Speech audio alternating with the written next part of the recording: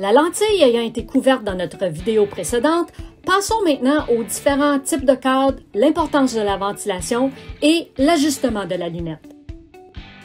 Nous retrouvons différentes composantes dans une lunette de sport d'hiver et chacune peut être à son tour composée de différentes caractéristiques telles que le cadre peut être full frame, frameless, semi-frameless et OTG. La mousse peut être de simple, double ou triple densité. Il y a naturellement une ganse qui pourra soit passer par-dessus la tête ou qui pourra s'attacher à l'arrière. Débutons avec les cadres. Il en existe trois types, soit le full frame, où la structure de la lunette est visible et entoure la lentille, la lunette frameless, où la lentille recouvre la structure de la lunette. Le champ de vision est alors maximal et le changement de lentille est facilité lorsqu'un système est intégré à la lunette. Et finalement, le semi-frameless, qui a une construction intermédiaire avec quelques points d'attache de la structure visibles sur les côtés de l'écran. Pour ce qui est des lunettes pour mettre par-dessus les lunettes de prescription, les OTG, Over the Glasses, elles se démarquent en étant plus profondes pour justement laisser de la place aux lunettes de prescription, mieux ventilées pour éviter la formation de buée sur les verres et pré-découpées au niveau de la monture pour laisser passer les branches des lunettes de prescription. Ce qu'il faut retenir est qu'une lunette classique est composée de mousse qui est en contact direct avec le visage afin de permettre confort et étanchéité. L'espace n'est donc pas suffisant pour y intégrer les lunettes de prescription, en plus de risquer d'endommager celles-ci. Les cadres peuvent également se trouver dans différentes grandeurs, soit petit, le petit cadre est plus étroit, plus court et moins profond. Il est conçu pour les gens ayant un petit visage. Moyen, ayant tendance à avoir un ajustement universel autant pour les hommes que les femmes, il peut aussi convenir à un adolescent en pleine croissance. La lentille peut également être offerte en différentes formes, teintes et technologies. Grand ou surdimensionné, oversized. Cette grandeur de cadre convient au visage plus grand ou aux skieurs qui recherchent une lunette avec un look surdimensionné. Il faut noter que ce n'est pas parce que la lunette a un cadre plus grand qu'elle a nécessairement un champ de vision plus grand. La forme de la lentille sera le facteur déterminant sur l'étendue du champ de vision. Femme, ce cadre est généralement plus étroit et plus petit pour assurer un meilleur ajustement au petit visage féminin. Junior, conçu pour les petits visages d'enfants, ce cadre est généralement doté d'une lentille à simple paroi dans le but d'offrir une lunette qui est moins dispendieuse. Et finalement, nous avons le cadre appelé le Low Bridge Fit. Ce type de cadre a une couche supplémentaire de mousse pour s'adapter parfaitement au visage, ayant un pont nasal plus bas et ou un os de pommette plus haut, alors que les lunettes standards ne seront pas conçues pour ce type de structure faciale. De là l'importance d'essayer les différents modèles avant d'arrêter son choix sur une lunette uniquement en raison de son esthétique ou de sa couleur. Regardons maintenant les mousses et la ventilation des lunettes. La partie intérieure du cadre est recouverte d'une mousse simple, double ou triple densité. Plus la mousse sera épaisse, plus la lunette sera confortable et les chocs seront mieux absorbés. Lorsqu'il y a suffisamment d'espace entre le visage et la lentille, la ventilation devrait bien se faire. La plupart des lentilles sont traitées contre la buée, mais pour éviter que celles-ci se produisent, mieux vaut opter pour des lunettes avec un double écran.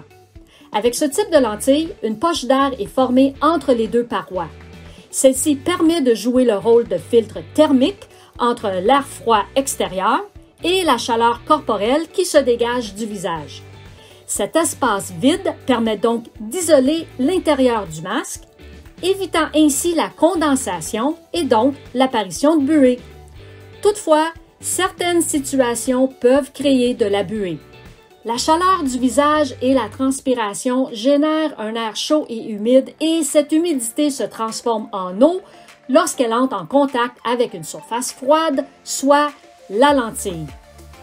Il y a plusieurs éléments qui peuvent augmenter les risques de buée, tels que porter la lunette sur le front, sur la tuque ou sur le casque lorsque l'on ne skie pas, par exemple pendant que nous sommes dans des chaises, n'est pas recommandé. le front est l'une des zones qui produit le plus de chaleur et d'humidité sur le visage. Et puisque la chaleur s'échappe aussi par la tête, celle-ci est également un endroit très propice à faire buer une lentille. La variation de température va immédiatement créer de la buée dès que vous allez remettre le masque sur votre visage.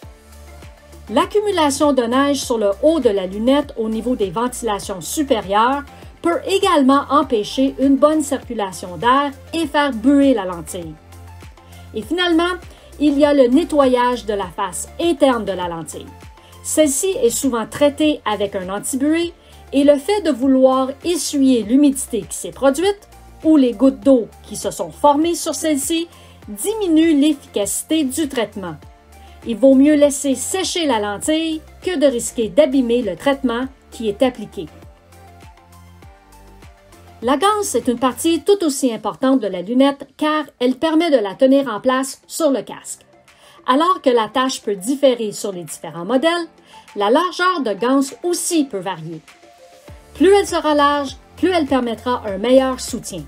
À cet effet, du silicone peut également faire partie intégrante de la ganse à l'intérieur de celle-ci afin de limiter son mouvement sur le casque.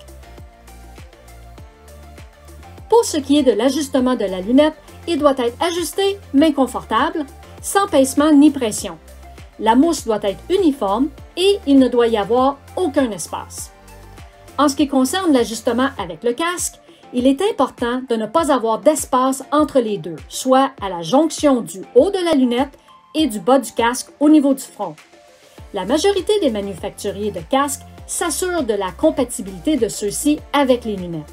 Le client devra probablement essayer plusieurs lunettes pour trouver celle qui lui convient et une fois qu'il l'aura trouvée, il devra impérativement essayer celle-ci avec son casque.